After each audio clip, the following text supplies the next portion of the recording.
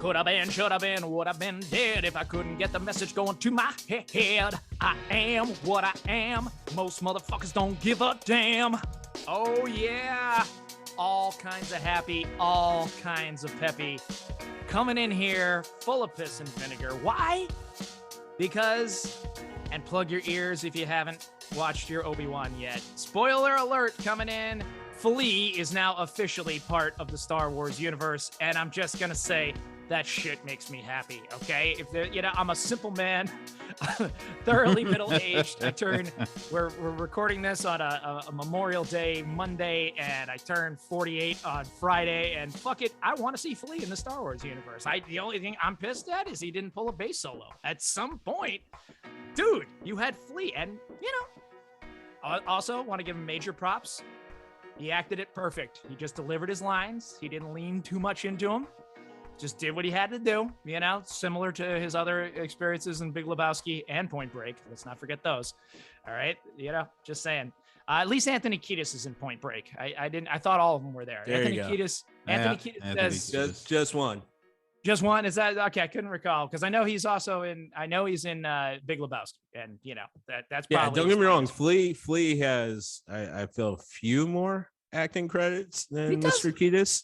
Yep, he's definitely been out there working his chops. To respect. Maybe we'll just fuck you up. Exactly. That's Mr. Kiedis. That was delivered with some passion. I feel like probably wasn't acting. I feel like they're just like, hey, just be who you were in 15. And he was like, oh, all right, cool. I got that. All right, cool. Got that. Yeah. Right, exactly. You could definitely see all of them growing up in the LA area. And I don't know, surfing, doing whatever. And getting into all kinds of miscreants and trouble, you little rapscallions. But yes, you are tuned in to TSG, the Steam Gentlemen. Back here in the Steam channels, your own little rapscallions of pop culture and social commentary. We have convened once again to put the meeting of the minds together to get the Geek Squad out and see what is going on. I am joined, as always, by my confederates, my fellows, my fellow centurions, my cohort, starting with, of course, the three of clubs, Rashawn Smith. Talk to me, baby. What's going on? I just want to assure people that when he called us his Confederates, he did not mean of the gray uniform variety, which is pretty effed up because not to go completely on tangent. Yeah, I'm gonna go on tangent, but I'm gonna go on tangent. I absolutely hate that word is now kind of like toxic because of the Civil War and the fucking assholes who were on that side and pushed for all that. Because Confederate is such a cool word. Like it's just. I'm so upset that got taken. Hey, how are you? I'm doing well, by the way. I'm doing great. Good to see you guys. What did you do? How do you do? How are you? I'm doing well, aside from my usual sticking my dick in the dirt inside of the first 5 minutes. Somehow I always find a way. I'm the guy who tripped over you. So what's this say for me? You were already on the ground. I'm the guy who just saw it and be like, yeah, I can clear that. We have a great time. I get together with my two best friends once a week and, just trying not to say some dumb shit and somehow still always mess that up. Oh, wait, we're trying not to say dumb shit? Because I got the wrong memo. All right, fair enough. I just, I'm trying somehow, to find that way to not say something, completely dumb and, not even considering the etymology of the word. Try and clean it up with some. Exactly. Well, as I mentioned, we were talking before we started the show here that I have been watching that documentary on George Carlin. And, that was a lot of what he did, right? Was really just look at the meaning of words and how odd it is and the context and everything else. So he would have appreciated your thought about how that got fucked up, I think, without a doubt. But yeah, now doing well. We're recording this on Memorial Day Monday. I broke out the grill yesterday. Got as any good Jewish boy did, I cooked up a ton of pork, lots of country style ribs and some pork chops, and we're good to go. As well as some nice. Thank you very much. Doing my heritage, nothing but pride here. Just thousands of generations, just standing proud behind me. But with that, let's bring it over to the Star Child. Take it on out there. How you doing today, Star Child? Feeling all right. I went to see the new Doctor Strange movie. And I just want to send a message to everybody, no matter how bad you feel you are at your job, Doctor Strange is worse at his. Doctor Strange sucks at his job. I mean, you know, I went to see it with the kids, and yeah, they even took his job away technically, and he still fucks it up, right? Yeah. Yeah. Doctor Strange sucks at his job. We need to talk about this because I don't know what future Tilda Swinton saw when she thought that this guy was the one to hire, but shit. I mean, I think it probably tracks with a lot of our experiences at various jobs through the years. You're like, this guy was the really this dude. Like, you don't. Okay, all right. Yeah, you don't want to do this. You don't want to do this. Why? This dude, no. Why are we doing this? All right, but yeah, now Doctor Strange. Yeah, you're right. In the last two movies, both in the Spider-Man one, which leads directly into this one, it's like, wow, he sucks at his job. Yeah, you didn't like think this through like at all, did you? At like all. Not even a little bit.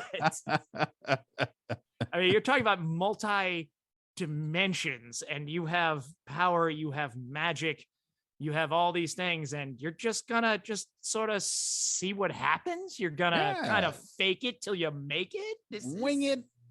See what happens. Yeah. Well, it always ends up being such a Mary Sue plot device, because soon as they put themselves into a plot hole, the next movie they come out and Tilda Swinton comes out of nowhere. It's like, no, this is the timeline I always saw it was going to be.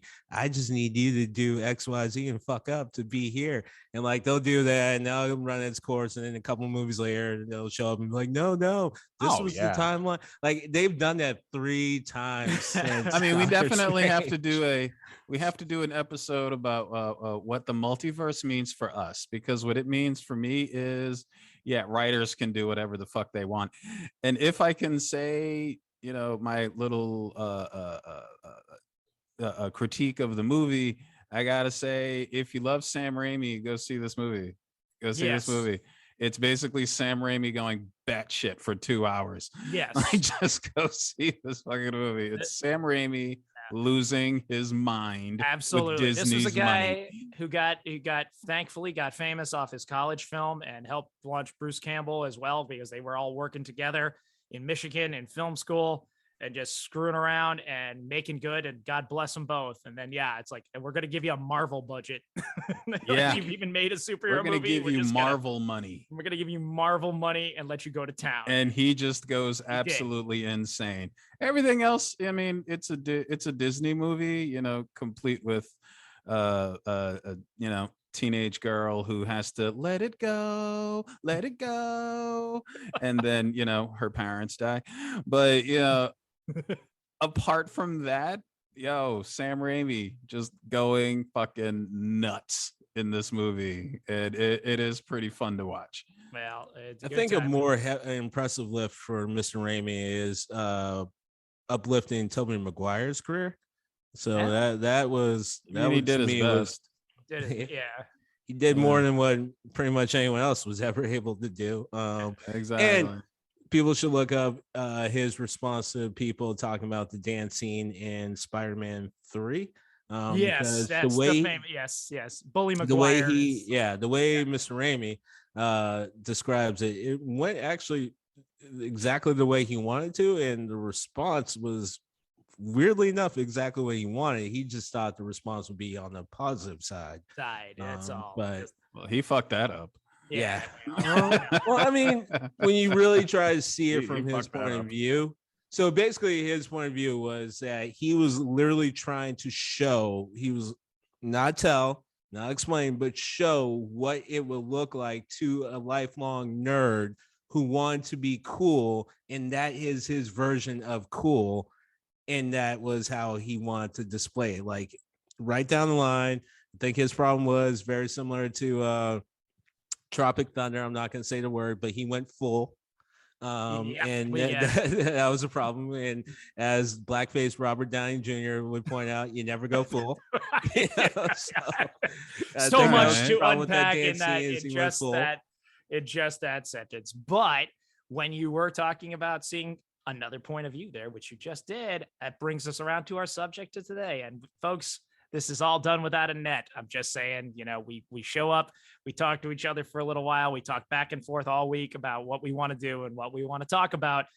But it's not scripted, folks. You can't script this. There's no two ways. But since we have touched on many of our useless bad guys and the ones that we, should go in the trash bin, we thought it was high time that we, at least looked at some of the bad guys in film, in comics, in literature, in music, whatever you wanted to do, but just touch on, what makes the good bad guy? What's the bad guy that you're like, okay, that guy's the shit. That guy, he's got something still going useless. On. By the Still way, useless. so Yeah, they all, it's American cinema for the most part, and as a droopy dog say, cheaters never win. But right, we're still gonna go with that moral play without a doubt. But we really just wanted to take a look at, in that device, since often we're telling a story. Stories have protagonists and antagonists, good guys, bad guys.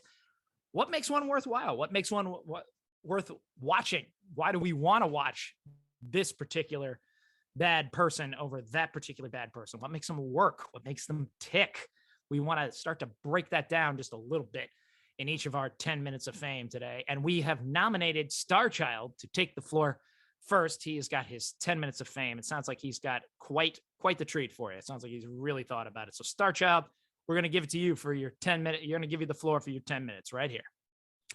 Yeah. Because like I just saw the Doctor Strange movie, and the thing about all these movies with sympathetic villains, like everybody's flawed. The good guys are flawed. The bad guys are just flawed. It's like, all right, so you just end up kind of picking your, people, or, like you want to see somebody not die, but it's like, where do you really draw the line?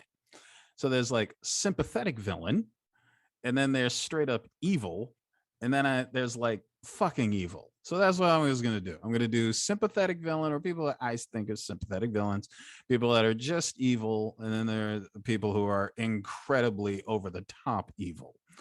Sympathetic villain, like, for an example, I want to say like Tywin Lannister. I know.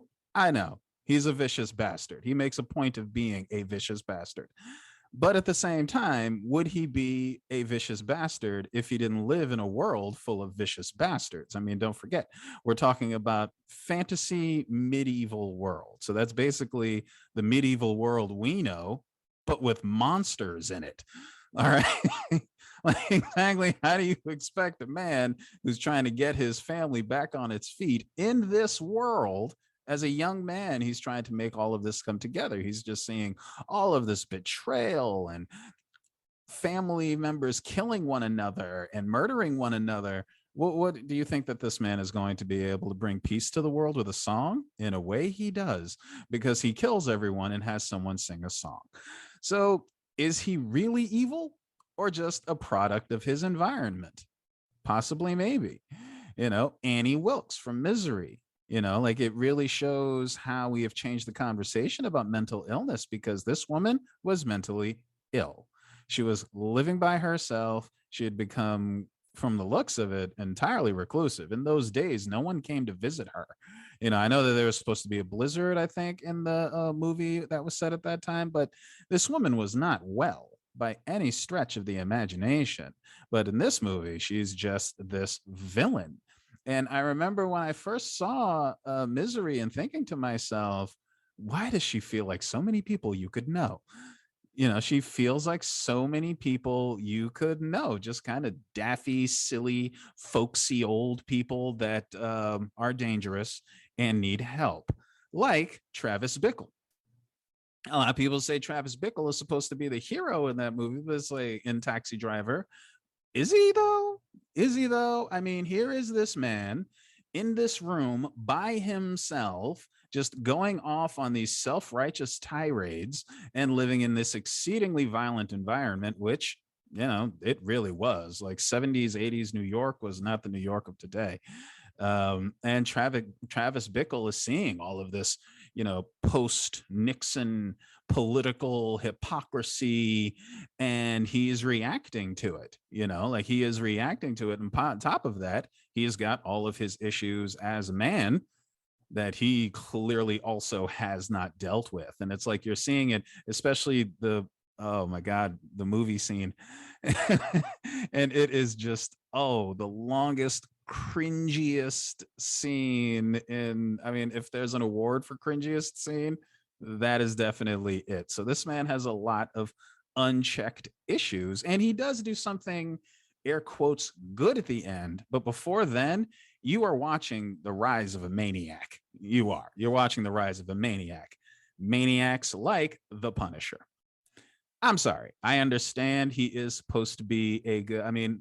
Batman has his no kill rule, supposedly. The Punisher does not have that rule, which a lot of people morally could possibly sit with, but you wouldn't sit with that so easily as soon as he kills a wrong person, which, let's be honest, the way this man is riddling sides of the city with bullets, he's going to kill the wrong person eventually. And plus, we have a thing called civil liberties. Like, it's just, no, you don't just get to go out and just execute people. And it's like, look, this kid's like a low-level drug dealer. Like, I'm not really that worried about him. But the Punisher doesn't make that distinction. Like, he just goes in and murders everybody. That is wrong. But if you could take out a kingpin like a Michael Corleone from The Godfather, then that would change the conversation entirely as well. Because you actually see, especially in The Godfather, you see his rise, and you can't help but sympathize with him because, like, he's trying to protect his family. He's trying to stay alive. He's seeing the way the world is for Italian Americans at that time. And he just sees himself as making these necessary adjustments. Okay, yeah, but you're also the leader of a global crime family, just so you know. You're the leader of a global crime family. That never changes. Don't ever ask me about my business again. Exactly. Like, you definitely are. You killed your brother. Line. You crossed it. Yeah, you line. Sorry, spoiler. But yeah. So that's what, sympathetic evil, like you could almost make the excuse for them. The Punisher lost his entire family. They were murdered by criminals. You could see where the rage comes from. But then there's just evil. Now, I chose these people because Max Payne for a second. That's it, right? The next people are just evil. The reason I say they're evil is because they just have a different philosophy, something like that. You could say that these dudes, they definitely have a belief or a programming that makes them feel that what they're doing is not wrong. So that's why I choose, obviously, first, you got to go with Hannibal Lecter. That you could say it's about a lot of villains, but this man has a different aesthetic, a different taste, a different view on the world, a different understanding of why can't other humans be prey or food? If that's all I think that this person is worth, then they should be my food. Why not? Why not? Because you don't eat people, Hannibal. That's why. That's why, because you're not supposed to eat people. Anton Chigurh from No Country for Old Men. Like, he just had this I don't want to say nihilistic, but he just had this philosophy. And it really was that. It was this honest philosophy about death and choice and existentialism. Like, you could honestly go on and on with how this man views the world. All right, but you get paid to murder people that you don't know. As soon as you're crossing that line, or even, making that sort of distinction, this is something that you enjoy to a certain degree, sir. Like, you're taking pleasure in having this power over people, which he absolutely does. And John Doe from Seven, we were talking about why it's so much more superior than the Batman. But John Doe from Seven is a perfect example too. He enjoyed his work. He said it at the end. He enjoyed his work. He felt that this is how this message needs to come out. And, just that whole interview with him in the back seat with Brad Pitt and Morgan Freeman in the front, just him explaining why, yes, like, this is what he had to do. This was the only way he felt like it could be done, and it was necessary. It was absolutely necessary. Very coldly, very plainly, he had to torture and kill all of these people and terrorize the city. So that's what my criteria would be for more evil, especially the pleasure in it, especially. But then there's this like fucking evil, insanely evil. If they could be more evil, they would be more evil. Because there's cartoonishly evil, like say a Voldemort, you know, where you're just like, you know, right off the bat, like this guy's gonna lose. Like you're just here to get your ass kicked, sir. You're like, you know, Cobra Commander, but you're pointing a stick at me. You know, like you're not gonna win this. I was going to go with Eamon Gert from Schindler's List, because I thought the way that he was so indifferent to life when he wanted to be, but then turned around and could be charming in the next, it was fantastic. The way he was played, but I think I wanted to stick to people who were completely fictional. And so I wanted to go with Hans Landa from Inglourious Bastards. Same thing. Brilliant man, unbelievably charming, spoke 5 languages, something like that. Like he could put those skills to so many other things, but oh my God, just the total indifference to life, except for his own, was mind-blowing. And another brilliant performance by the actor. Thanos. I said I was going to do Thanos, and I'm going to go with Thanos. All right. A lot of people are like, well, you know, he kind of explained himself in the Disney What If show. And it's like, no, no, that doesn't make it okay. Like whenever your plan is just mass genocide, it's a bad plan. It is just a bad plan. So, you know, we were joking around whether or not we should just call him Purple Hitler. The answer is yes, you should just call him Purple Hitler. And yeah, I am going to, just a quick side note, I am going to call Marvel movies Disney movies now, because they're fucking Disney movies. I know they don't break into song, but they're Disney movies now. So, you know, let it go. Next, I wanted to do the Terminator. I like the Terminator. At that time, you had your Michael Myers, you had your Jason Voorhees, like just these unstoppable, charging, you can't reason with them. They will kill anything in their way to get what they want. They're just unstoppable. Like, I don't know if they ever said Michael Myers was partially magical or Jason Voorhees. You don't know. The point is what they represent, you know, and they were just this evil. The Terminator was different because he was technology. We made him. At some time in the future, we were going to master time travel. So that means this unstoppable murder machine can come up at any time in the history of our world and kill anyone it wants. And then obviously you had the T-1000 who could turn into anyone, which was that much more terrifying. How they didn't just come back here and take over the entire world is beyond me. This is one of those things in the plot that you don't think about. But as far as being super evil, they were fantastic. Now, yeah, you could say obviously the Saurons of the world, or Unicron, but it's like they're so cartoonish, you knew they were gonna lose. You know, like it's like you're just the, you know, cackling super evil villain. You know you're not gonna be here that long. But those villains, hands down, in those 3 categories, are some of my favorites. I'm a cinephile, so I never stop having favorite villains, but those are 3 of my favorites. And you know, special shout out to Mr. T and Rocky 3. You know, Clubber Lang was, you know, I'm a study of pain. A study of pain.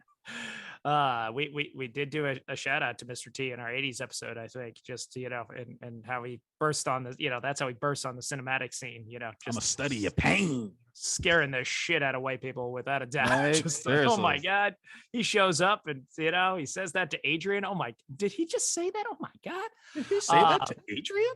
Say that to Adrian? Josh, I know you're going to bring up some excellent points, so I'll just back up and just point out one thing. For everyone who has 2 brain cells rubbed together, who understand when they're looking at 2 different properties, Seven and the Batman are the same movie in the same way that Wolfenstein and Doom are the same game. I mean, sure, if you want to just base it down to the basis elements and then say, oh, they're the same thing. Yeah, I guess, but I feel like we could probably make better comparisons. I'm not saying they're the same thing. I'm saying 7 was good. So I'm not saying I stand corrected. I stand corrected. No, I'm saying like, you know, the same way that, I don't know, a burger from this really good steak joint is a burger. And then there's whatever Wendy's gives you. I mean, yeah, that is they both got bread. Burger. They both got meat. There's a version of a tomato, I guess, but they're not the same thing. Big Kahuna Burger. Check out the big brains on bread. Check out the big brains on bread. Right? All I get, go sticking with Quentin Tarantino. Have a sip of that soda, so I may wash this down. Sticking with the Quentin Tarantino vibe when you were talking. I mean, when you were talking about Inglourious Bastards and you're right. What a great way to have a villain. Let's also face it. You're talking about Nazis, right? Which just still make the ultimate villain. Yeah, not a both sides argument. Sorry about that. Sorry, not sorry. Hashtag. But it is such, and the way that he juxtapositions him with Brad Pitt, right? Yeah. It just keeps saying buongiorno. Right? Buongiorno. Like he's been put behind enemy lines without being able to speak any other thing than a southern twanged English. But that's so American, you know, like you're making the blue collar guy who is unsophisticated the hero, and you're making the sophisticated guy a sadistic bastard. But like, yes, he strangles women at the drop of a hat. Yes. Alas, though, there's that little period known as Nazi Germany where you had a lot of that. So a lot of that going on. No two ways about it. The conversation at the beginning where he is just having this conversation with this guy and just charming him to death, and then says, "Are you hiding enemies of the state?" Yeah. Like, oof. That's it. Right, let's go. Yeah, and we are here, and it's on. Shit just got officially real. Well, I think that was real. Greg, that list was like listening to good jazz, man. You just trilled from one section to the other. You brought it in. You brought it all home. Gave us, I got to go back out and like start raiding the Netflix again. Like, oh, got to watch that one again. Got to watch that one again. Oh, dude. Is this when we remind TSG listeners that you actually don't like jazz? I don't like jazz. Or Greg, we have this on wax. Right? No, I do like jazz. I love jazz. What are you talking about? I'm saying. All right.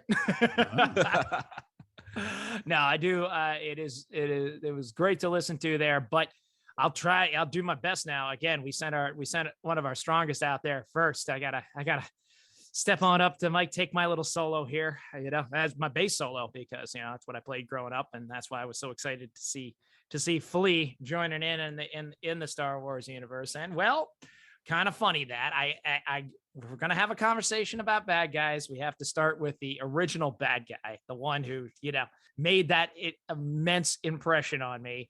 And going back to that movie theater in 1977, it was just, an impressive time in that dark theater. And it comes up and that huge versus the little itty bitty spaceship comes across the screen. Then that huge gigantic thing just kept going on and on, comes across, and we were first given the delight, the fierceness, the terrifying beauty that was Darth Vader. I mean, really, that was my first bad guy. Really, you never forget your first. No two ways about that. You're going on there, big explosion, bunch of guys come out shooting in white armor, a couple of guys get killed, all that stuff.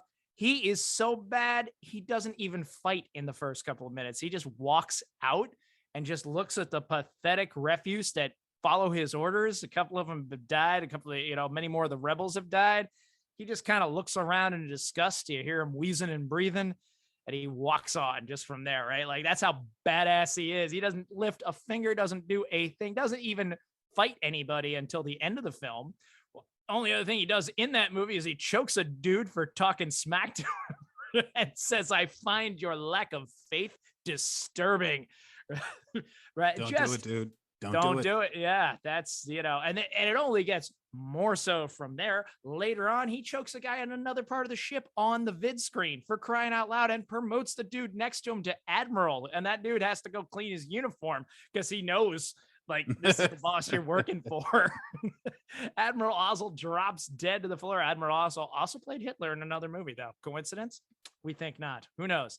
There's even a whole meme series out there you can follow. But sure enough, not only was he badass, not only was he this big, intimidating performance, it turns out he was a good guy, right? He was the guy that we were told, right, by Ben. We were told by Ben in these first movies that, should I have said spoiler alert on that? I'm just thinking about that. Is anybody out there? Oh, well. You're just supposed to. You're supposed to. Yeah, Too soon.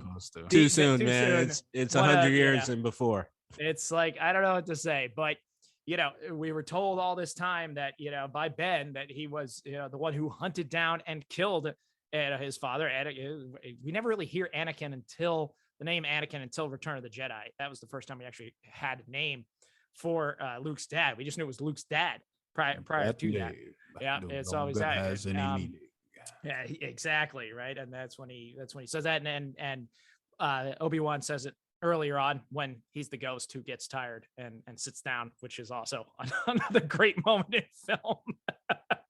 Ghost needs I gotta pull up a chair, man. My dogs are killing me. But now, realistically, and to its credit, a lot of people now certainly look back on the prequels, and those are looking a lot better. We get it, especially with time. Revenge of the Sith really definitely holds up, but it also holds up because of the supporting material, because of all that we saw going into the Clone Wars, the animated series, which is really quite good. I know even Greg likes it. That's how good it is. That's like got to be Greg's favorite Star Wars by. It's animation. That's a low bar. I understand, but Greg will. I mean, seriously, Greg is restraining himself right now to talk shit about Star Wars as I'm sitting here. So the fact that we can find any common ground to something that Greg actually likes in the world of Star Wars, to me, that brings it up a little bit, and it brought up for a lot of people. It gave this, it gave this bad guy depth, and I think that's in the end.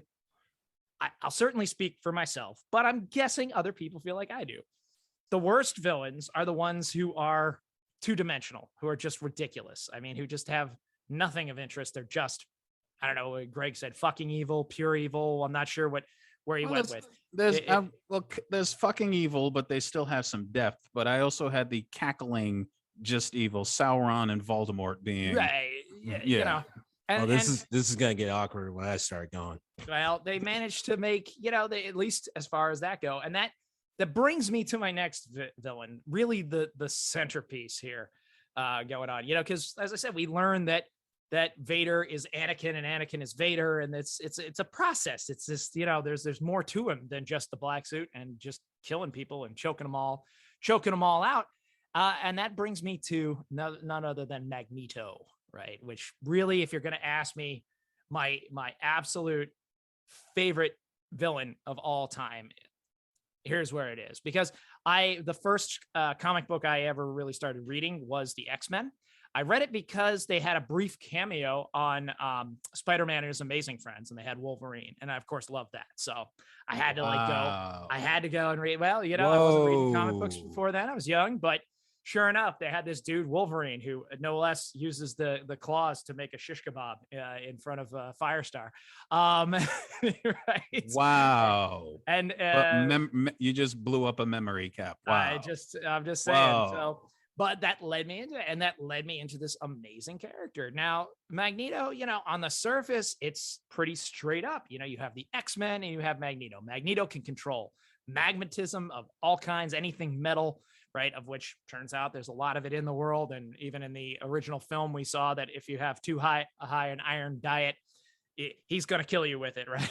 we saw how that could go. So, maybe eating all that spinach, not such a good idea, despite what your mother told you, right? Taking the iron supplements, not recommended. And it could have been a very comical villain, but again, he's this onion. You peel the layers back. Turns out, well, he was really close and really bestest friends with Professor X, right? With your good guy, the one who sets up the team. And little side note, he's a Holocaust survivor. And that really makes a really deep and interesting villain and point, particularly in a world where you have, you have these others, and I'm putting that in bunny quotes, right? You have the others that have these superhuman powers that distinguish them from different people, and that causes fear and revulsion and a segment of society that wants to not only turn their back on them, but make sure that they are separated from them, make sure they are kept safe from this part of society. They don't want them in their house. They don't want them in their own society. And here's a man who's lived through that once, and he sees where that goes, and he knows where it's going. And he says, to hell if I'm going to live through this shit again, right? When they said never again, I meant never again. And that makes it an interesting and, complicated question, right? There is that, if you have been the other, and we all have been, or most of us have been in our life, where is that point where you are, where you're allowing that hate and you're allowing that to be, where is it reasonable? Where is a reasonable line to defend yourself? Where is it okay to say this far and no further? But where can it get to that dark point where it turns back in on you? I watched the Amazon series Hunters, hey, I really enjoyed it. It was fun revenge porn. You know what I'm saying? I really enjoyed that. I really enjoyed the Jews not being seen as victims in that, but they go back out and they get a little piece of theirs. But is that really the life that I want to live? Is that really how I want to live in that case? But do I understand this character? Do I understand Max Eisenhart, his real name, how he feels when I see the footage from Charlottesville of a bunch of idiots running around with tiki torches shouting, "Jews will not replace us"? I do understand that. I get that boiling blood in my veins at that point. I am just as human. As we talked about Shylock last week, call back to Rashawn, bring it up from last week, right? Do you wrong us? Do we not revenge? I get it. It makes it an interesting and compelling character. It's not two-dimensional. And at times, he even ended up leading the very people who he was fighting. He ends up leading the X-Men at different points in time and kind of going back and forth in that evolution. Why? Because it's not always so straightforward. And that's what makes life difficult. That's what makes stories difficult. But nevertheless, it is what makes them interesting. So that's my two bits, my two characters, the villains that I can sit there and watch absolutely all day. It's funny you say first villain, because I was trying to think of my first villain, and my first movie villain was probably Jason. I think that was my first. But one thing that I loved the most about Vader was just the black silhouette. I mean, the black silhouette when he marches in, like just all the way he composed. George Lucas directed that, right? He did. That was the first one. Yeah. Yeah. Yes. Just the way he composed the colors, all the troopers were all white and they were expendable, and then just comes in this shape, this black intimidating shape, making this otherworldly sickly sound. I thought that, I mean, the way you said that, but it was like so much going into what it was that made him so iconic. Like he was a great villain. And Magneto, I mean, in most media he's kind of cartoonish, but yeah, definitely one of the better, well thought out villains, especially in the movies. Ian McKellen crushes it as Magneto. I think I think he'll definitely be Magneto in our minds for a very long time. He's my favorite by far. I know, we had the younger version of it and all, and the much maligned Fox properties, right? Before Michael Fassbender. That's who the younger one is, right? Yes. Yeah. Yes. He did pretty good. He did well. He did well. The material he had I mean, give him some credit. We're gonna be dogging movies. So let's go ahead and dog some movies. That material, it arguably started off at its peak and went downhill very fastly, and that's all the relative term. It was definitely not. Definitely the decline was noticeable very, very quickly. I love that you chose Magneto. One, because X-Men was my big entry into Marvel properties myself. And I've always felt that X-Men and Magneto to a certain extent is kind of similar to, if you think about it, if I were upstream and I took some dye and I put it into the stream 10 miles away, you're not going to know what side that dye started on. So I would argue that's really, on the surface, people look at X-Men as, classic good guys and bad guys. However, throughout the storyline, and there's a lot of different variations. We've talked about multiverses and other Earths and all that good stuff. But you can argue the main through line throughout the storyline of X-Men is, to Josh's point, there really isn't a good and evil. A lot of times it's perspective on what side you're standing on, and if in fact you are doing it for what you believe are good reasons and helping people, that could easily be seen from multiple different directions. And I always felt Magneto was similar to Skynet in the sense that if he actually really wanted to kill everyone, he could. How many different times have we seen not him wrong? Yeah, pull a move? He's not trying. Like, come on, right? Man, stop being lazy. Like, how many times have we seen him pull a move? Like, oh my god, everyone's gonna die, and then he shows up the next scene and acts like he never even knew about those powers. Right. Well, let's hear about a little more about that certain point of view. Let's hear a little bit more how things wash out downstream. I really like that metaphor, by the way. I'm going to be thinking about that. All the rest of the day here. But let's have you step up here, 3 at clubs. Time to close this out. Time to take your 10 minutes of fame right now. All right, I'm going to start with 2 quotes because unsurprisingly to anyone listening or has been listening to us for sometimes at least 3 episodes, I'm always, for whatever reason, going to go the opposite direction. It's whatever. So I'm going to start with thank you. So I had way too much fun with this. Already gonna put the disclaimer out. This isn't a complete list of my favorite villains because I'm not even sure I can make that list, but I'm definitely gonna have some fun with it. And I'm probably gonna be aiming way more for the 2D guys than my fellow eruditic, I think would be the word. Erodidactic. Maybe, I don't know. That might be that. My smarter esteemed gentlemen. So I'm starting with 2 quotes. One is "Break yourself, will you?" And then the other quote is, "How do you finish again? Dead last?" Oh, yeah. He had a good day. He had a good day, though. So I'll come back to that. Trying to figure out what I was going to write or do or say in this episode for our podcast in this subject, even though technically I guess it was my decision or my idea to come up with this and go with this for this week's episode. I'm listening to LCD sound system, listening to Dance Yourself Clean, which a lot of people nicknamed it, aka the Kermit song, because the guy's voice, the pitch and inflection, how he's singing the verse, it sounds very similar to as if Kermit is singing the song. And there's actually some YouTube videos out there that actually have people who figure out how to make Kermit through the majesty of video editing sing the song, which is it's pretty funny, it's pretty cool. So it made me start thinking like, well, what were some of my favorite first villains? What were some of the characters that I thought about, and not in the direct hero story way of like, oh no, you're opposite of the protagonist, I can't like you, I don't like you at all, can't do that. And as I'm listening to the song, it hit me. I'm like, oh wait, that's right.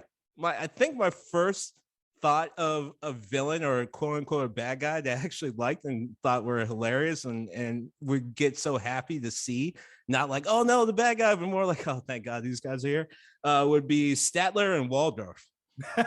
So a lot of people would be like, who the hell are that? Those are the old guys in the Muppets. Now the funny part is that continued, and I felt very universally hugged when I'm watching Trading Places and I'm watching Randolph and Mortimer, and they're definitely Statler and Waldorf.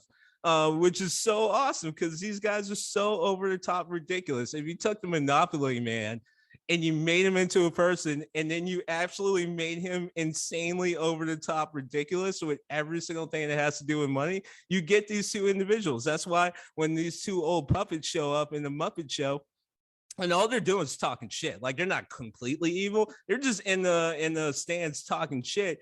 But it's hilarious because, like, yeah, you're watching something you love and you're all for it, especially if you're a little kid. Although that property, the Muppets, back in the early 80s, the reason why it was able to be as successful as it was is because it actually spoke to the adults in the room more than it did the kids. Yes, it did. However, as a kid, even then, I'm like, oh shit, I love these guys. And as also as a kid, one of my interactions into starting to think of the villain as something different and not just a scary element there to stop the hero was, and we brought this individual up a few times, was remembering that my dad, my uncles, all the guys that they would hang out with, all the, like, basically nothing but old black men, they loved Darth Vader. Now, I want to remind you, what I'm talking about is from the late 70s, so let's say the early 80s when I was born, into 84, before we actually saw Vader's face. You have to understand the world that the US was in. First of all, black and white was so synonymous with so many different things. If you saw someone show up in black in any sort of media property, he was automatically the bad guy. If you saw someone show up in white, he was automatically the good guy.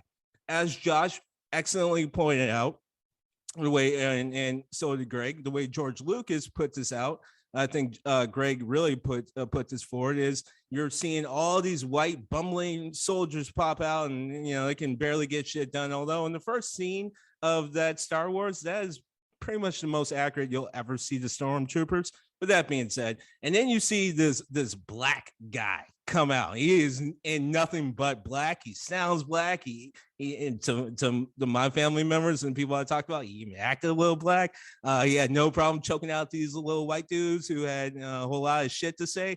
Matter of fact, I'm pretty sure I could still hear them cheering when they choked that dude out, when Vader choked the dude out from across the station, as Josh pointed out, and pointed out, like, they howl at that scene. We're like, oh yeah, now you're the lieutenant. They howled at that. You would have thought Richard Pryor was delivering that line.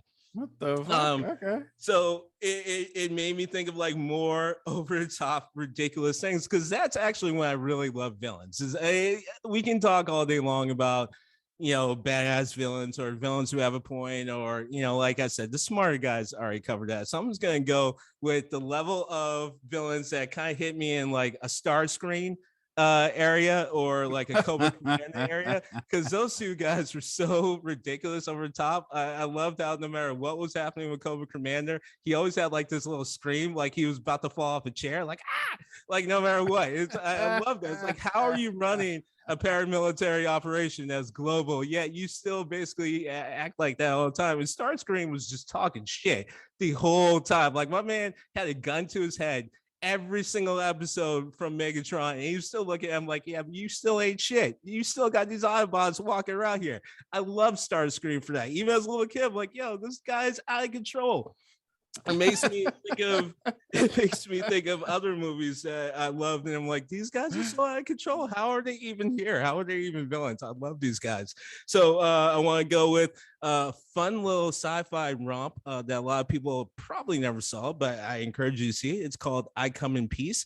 The character is literally called Bad Alien. And he's bad for a lot of different reasons. Forget about what he actually does in the movie, which is somewhat diabolic, although he really is just kind of chasing a high. That's the weirdest part about this movie, is it's literally about intergalactic druggie who's going across the galaxy to get his high, and then a narc cop chasing him to try to stop the druggie. That's actually what the movie's about. It's got my man from Dream On in it, but a couple of people you would know. I'm not going to say because I don't want to go on a tangent, but we can talk about that. We can talk about Solar Babies, another little property that you should definitely go check out if you like people like Terry Garr, Jason Patrick. Definitely check it out, because you got my man Richard Jordan, who, by the way, chef kiss. If you saw Richard Jordan, you're definitely going to end up watching a kick-ass sci-fi movie, probably post-apocalyptic, definitely meant for Cinemax or Showtime, probably didn't even see the movie theater. That guy excelled at that shit. And when he showed up, you knew you were in for a good time. So he had him as Grok, and then also Chandra, who was played by Sarah Douglas. Who's Sarah Douglas, you may ask? Well, Sarah Douglas also excelled at being an over-the-top ridiculous villain because she was in Superman 2, Conan the Destroyer, and a couple other fun properties where as soon as you see her, like, yeah, you're the bad guy. There's no way around it. You are awful. You're horrible. The Prophecy. Christopher Walken's Gabriel is so fucking cool. It's impossible to be upset with him. It doesn't even matter if he wants all of humanity to end because he's up against a heavenly conflict that he has been fighting for millennia. I don't even care. When he's talking, I'm like, you know what I mean? I got a point. I don't even care. I'll listen to Christopher Walken talk all day long, right? Not a comedy, but I'm just going to shift real fast to Boardwalk Empire, Gyp Rossetti, played by Bobby Cannavale. Sorry, man, you're like 6'7", so I'm really not trying to piss you off. But this guy was so over the top as a villain. He had a scene where he took people out butt-ass naked. And when I say butt-ass naked, I'm not saying like the camera was doing some cool little shots.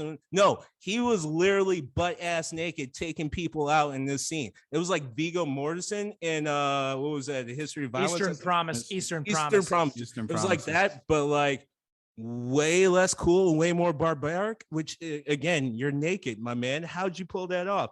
You got Dr. Janos Poha from Ghostbusters 2. Everything you're doing is wrong. I just want you to know that.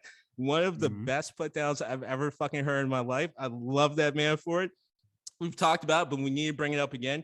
Sho'nuff from The Last Dragon. Who's your bad Shogun? Sho'nuff. Thank you. Need to leave me out there. Billy Madison, Eric, he is awesome as well. Old school Pritchard, played by Jeremy Piven. Gotta give him a shout out. The Goonies, the Fratellis. Guys, they had no problem trying to kill kids. Like, we play it for jokes, but they are literally trying to kill kids, and they are doing it in the dumbest way possible. I love them for that. You always got me, El Guapo. Three Amigos. El Guapo was so fucking awesome. El Guapo. I know I'm running out of time, but I have to get there. Great White Hype. One of the quotes I said in the beginning of my little segment was from Hassan El Rockin, who was played by a very young and very energetic Jamie Foxx. He really pushes his shit there. So that was from the Great White Hype. Sticking with somewhat not very serious movies, but pretty fucking cool, and also a comedian playing the bad guy for whatever reason. I'm going to take you to The Rock with John C. McGinley.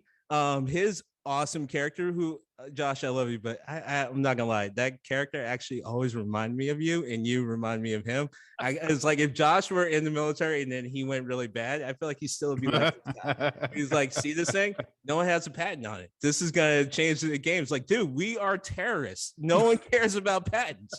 But he also plays another bad guy because he was on a roll in Nothing to Lose, a nice little Martin Lawrence, Tim Robbins property that you probably never seen, but it's actually weirdly enough one of my favorite comedy movies.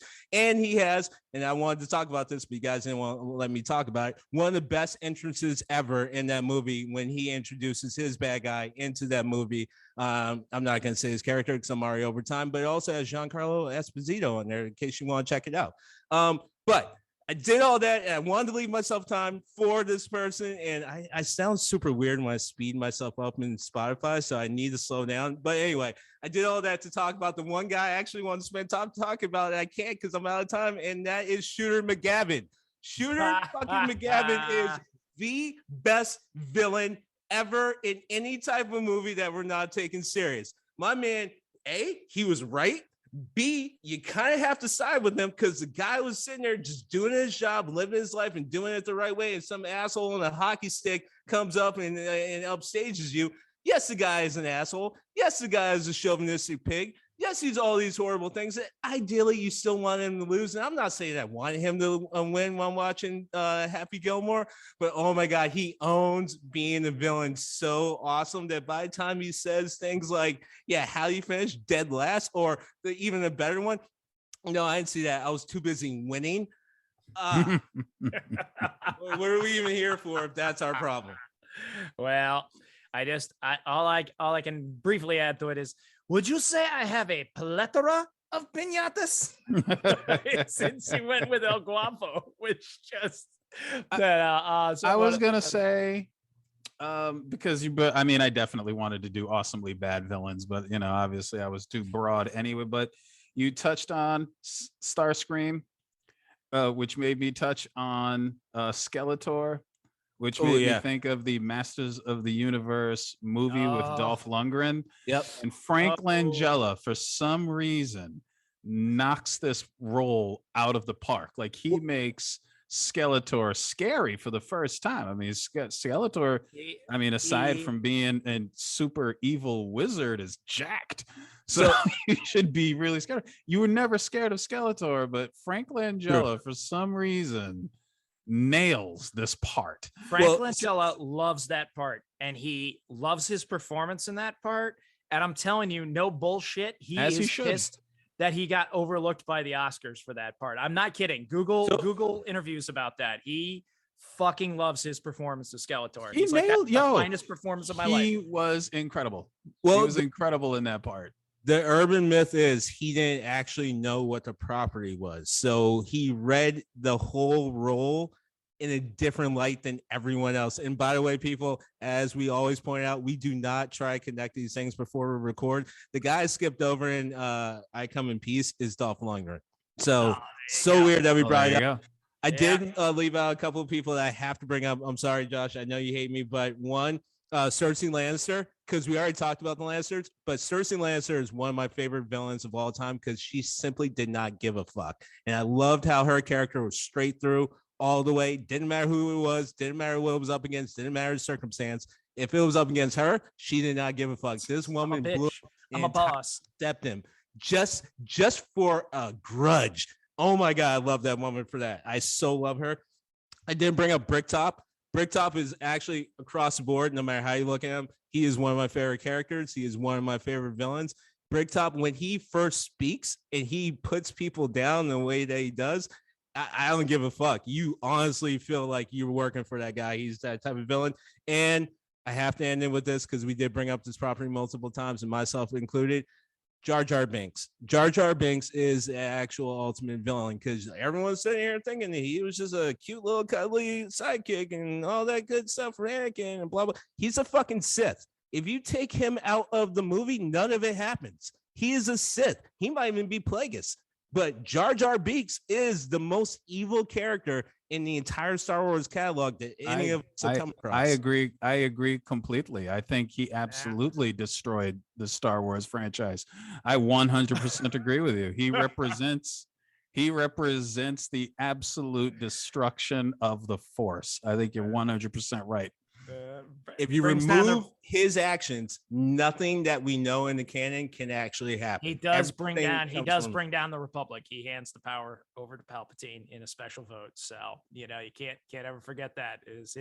He's the one who brings the motion forward. So he suggested midichlorians to George Lucas first. Even if you go back and watch Phantom Menace and you even look at his physical hijinks, they end up leading to transactions that need to happen for the plot to go on. I'm telling you, if you take him out, if he's not in the story, we don't have the same story. Jar Jar Binks may actually be Darth Plagueis. Well, I can safely say we have done it all today. We've got, from Jar Jar to going across even some of our most 80s. But I Come in Peace. I hadn't thought about that movie in years, Rashad. Nicely done. We got Hannibal babies. Give you solar babies. Solar Babies, which is Lucas Haas is in Lucas Haas, man. I mean, I think about that. I think about that movie at least twice a week, though. Let's be honest. Let's be really clear. And this is me. It's Sarah Douglas. That's who you're really thinking of. It's Sarah Douglas. Owning who I am, but Greg throwing in some Hannibal Lecter there. We have been to all ends of the bad guy verse here, without a doubt. But while we have you here, Steam people, if you're enjoying what you're listening to, we're seeing more of you out there. We're really seeing you interact on the Steam Gentleman podcast page on Facebook and on Do You Even Steam Bro on Instagram. We really appreciate it. We're loving the likes. If you got ideas, send them to us. Do You Even Steam Bro at Gmail. Ideas for topics. If you got memes, throw them on up there, send them on up to us there in the old social media. And we are on Twitter at the Steam G's, right? Right, Rashawn? I always forget that one. That's the Steam G's. Yes, correct, I always forget that one. Please, we are loving, we're seeing the listens. We're seeing this community build. We want to include you in this. We really want this to be a thing because, let's face it, pop culture, social commentary, it's a thing, man. And it's a community thing. Like we're all out there. We're out there Comic-Con. We're out there reading the literature. We're out there waiting. I sat around and watched Obi-Wan this weekend, was, looking forward to it. So, we are in this together and we definitely want to hear from you. So shoot on over to Apple Podcasts or iTunes. Give us a rate, review, send us on up. You can do it at Spotify as well. But it is a Memorial Day Monday. We record this. It's going to come out tomorrow. I'm going to do my usual little roundtable here. And Rashawn, how have you been enjoying your Memorial Day? You've been have there been anything going on? Have there been any barbecues observed? Any observances observed in the meantime? I mean, we got like a little hibachi. We're about to toss on our front porch and break all sorts of fire code. Hell yeah, that's exactly the way it should be. What you growing up on the hibachi? I think Korean beef. Yes. Oh, love me some. That sounds good. That sounds tasty. That sounds tasty. I'll be over. I'll be there in about 20 minutes. About 20 minutes, especially with holiday traffic right there. I'm dropping everything. I'm heading on up. Gregory, been invited since day one. I have no doubt. Gregory, Star Child, what you got going on the rest of this? What little is left of this holiday weekend and going into the week? We're heading to a cookout right now. We're already late for it. Oh, well, I'm glad to see we can do that for you. So thank you. Yeah. Thank you so much for giving up that time to us. My work here is done. Exactly. We've messed up Greg's life and Greg's marriage. It's all good. Still nicer than when I tried to kill Greg's mom. That's still, I'm still being more kind there. Right? Happening. Don't know why that had to happen, but metachlorians. Exactly. Metachlorians. When in doubt, metachlorians. I'm looking forward to Friday where all three of our wives are probably going to gang up on me and just start asking me about my thought process on time and time management. I feel like I'm about to face a fire in the squad. That'll be interesting. I'll see what we can do here. Maybe we'll record that. I can absolutely promise you that Kim is not going to ask a single question about this. I'm about to say same with Twilight. Yeah. I will bet you real fucking money. Okay. Yeah. It is the last thing Kim is going to ask about. I think that I think you're pretty safe, Rashad. Don't worry about it. I have a plethora of issues to bring up, so maybe that's at the end. A plethora of piñatas and a plethora of issues. You always got me, El Guapo. Oh, fantastic. Love to hear it. But we are having a good time here. I'm going to go and eat some of that nice kosher Jewish pork that I made up for the weekend. Spend a little time with my family here as we head on out. But it is I, Josh, the Birdman, sitting here at the table in the steam tunnels, telling you, as always, you keep your heat up and you keep that head of steam on.